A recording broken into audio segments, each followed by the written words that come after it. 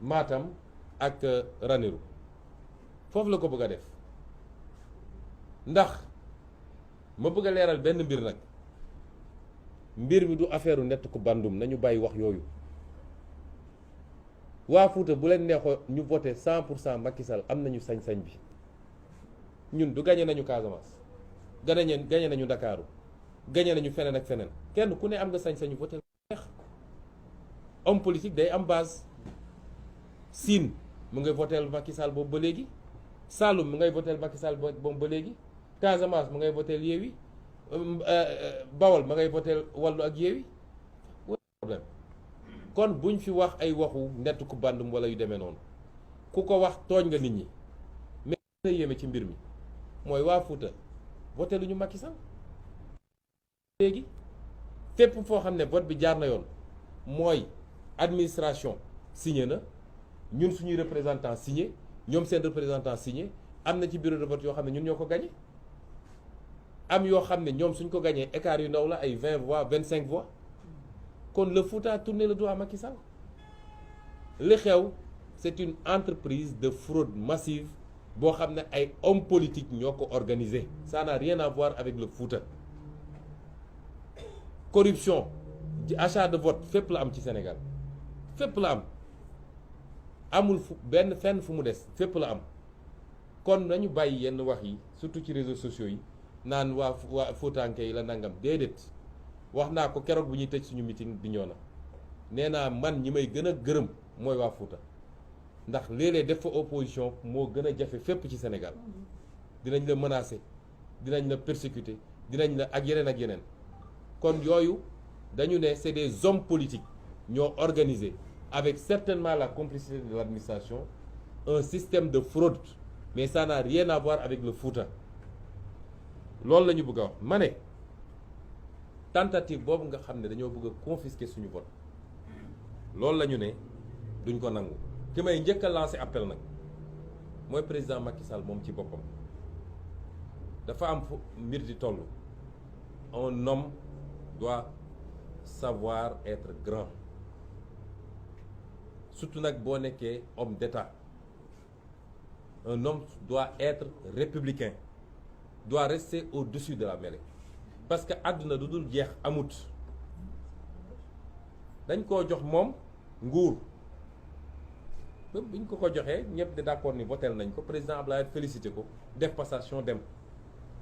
nguur googu ñu ko joxoon moo jeex takk lu jeex na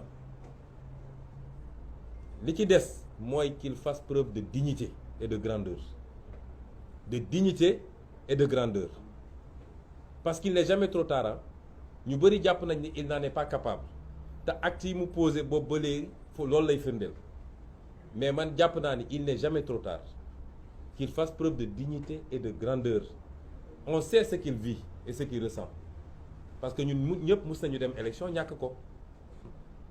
nee na da daan dem voter Fatick ñibbisi toog ba ngoon mu taal di dégg bàcc yi léegi bàcc yi bu dalee ci moom nit na ko muñ loolu mooy àdduna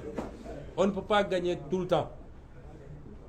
du ci football du ci làmb du ci politique on ne peut pas gagner tout le temps boo doxee nag ba yàlla def mbir mi wëlbatiku bul yàq réew mi bu ko taal il faut faire preuve de grandeur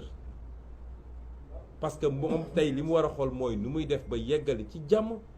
waxoon nañ ko fii après les événements de mars dama ne woon du ñu dox vers le palais ñun ñoo wax xale yi ne leen dellu leen seeni kër ñu ne woon dañ koy accompagner mu yeggali mandaam ci nu mu gën a rafete loolu na koy bàyyi xel tout le temps doonul réew mi moomu ko jënd ko te gënul benn sénégalais ci 17 millions de sénégalais yàlla tànn ko ci moom jox ko mu mun a def ñaari mandat 12 ans ci bopp réew mi ñaata sénégalais ñooy mun a def un mandat dans ce pays ñun ñi fi toog nii ñaata nit amul kenn ci ñun ku am garantie dina mës a nekk président de la république loolu mbirum yàlla la kon bu ko yàlla defalee loolu sénégalais yi deselatuñ ko dara moom na fexe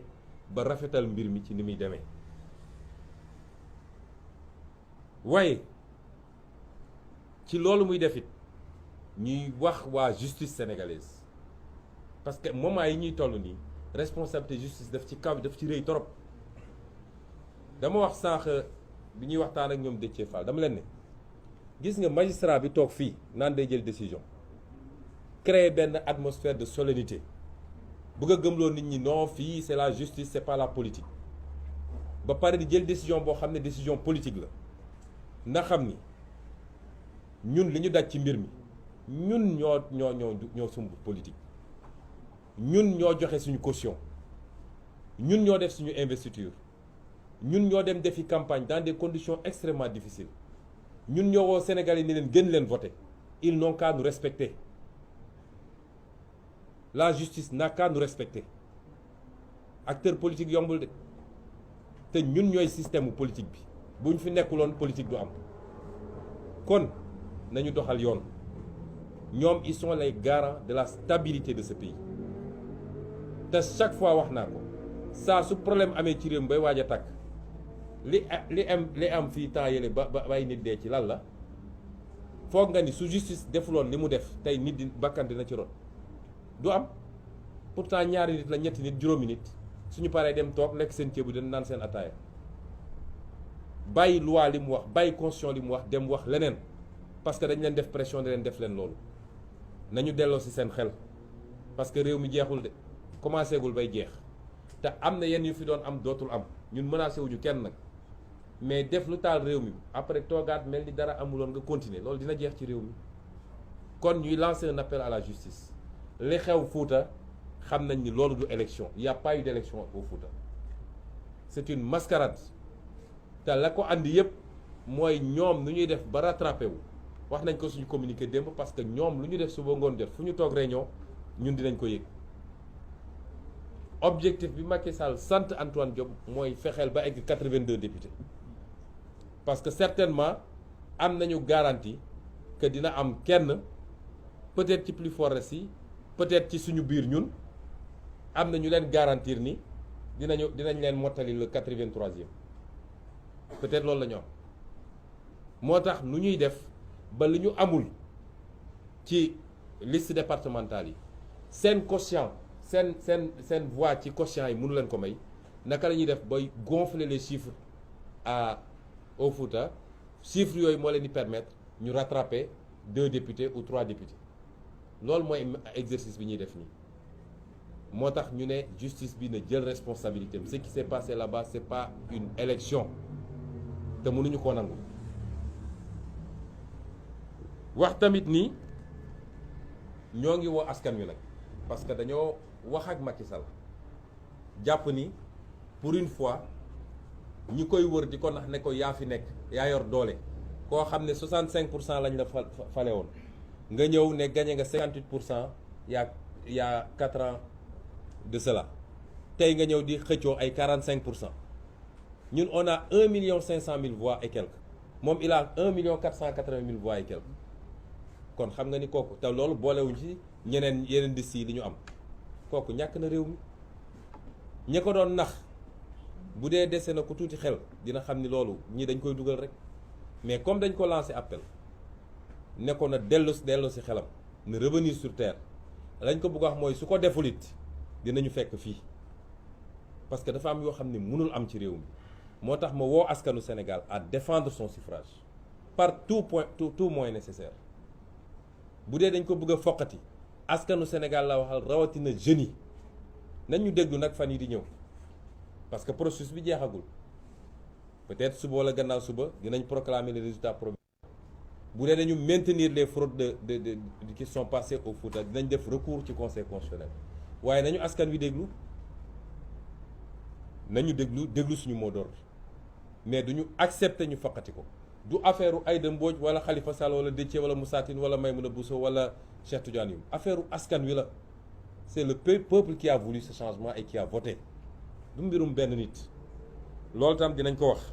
lancer un appel aux forces de défense et de sécurité bu ñu topp ce pouvoir finissant buñ ko topp ñu leen di dugal ci ay actes yoo xam ne li xew barki dem bi ñoon ak Ziguinchor mi ngi fi des ba léegi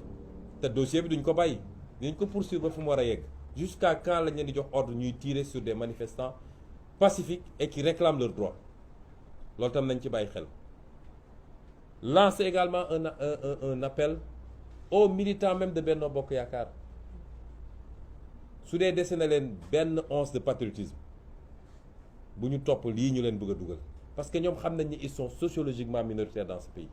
seen campagne war na leen ko fu ñu dem ñu yóoxoo leen su dul woon milliards yi ñu génne et malgré ces milliards là ils ont mordu la poussière loolu soo tollee foofu nag xamal ni jeexal nga lu jeex jeex na ñaari rakkay jeex na kenn mënu ci dara donc lii la ñu bëggoon wax ci lu gàtt